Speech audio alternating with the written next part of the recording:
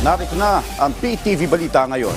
Patuloy na pinag-iingat ng pamahalaan ng mga residente sa Cagayan at mga kalapit probinsya sa Northern Luzon dahil sa epekto ng bagyong Marce.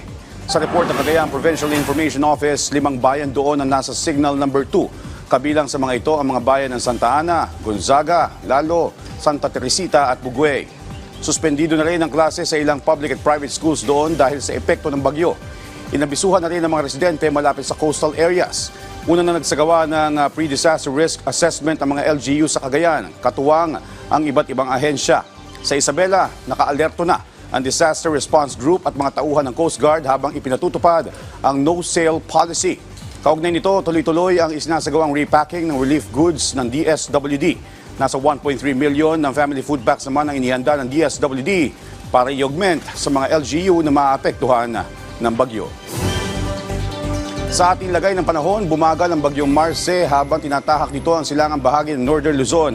Ang bagyo ay huling namataan ng pag-asa sa layong 335 kilometers silangan ng Tuguegarao City.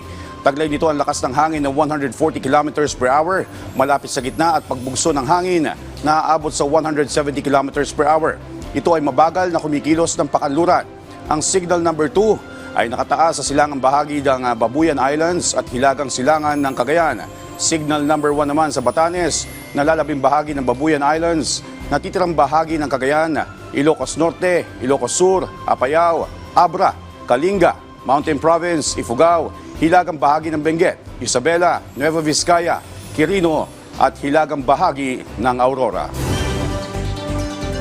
At yan ang mga balita sa oras na ito. Para sa iba pang updates, i-follow at i-like kami sa aming social media platforms sa @PTVPH. Ako si Joshua Garcia para sa Pambansang TV sa Bagong Pilipinas.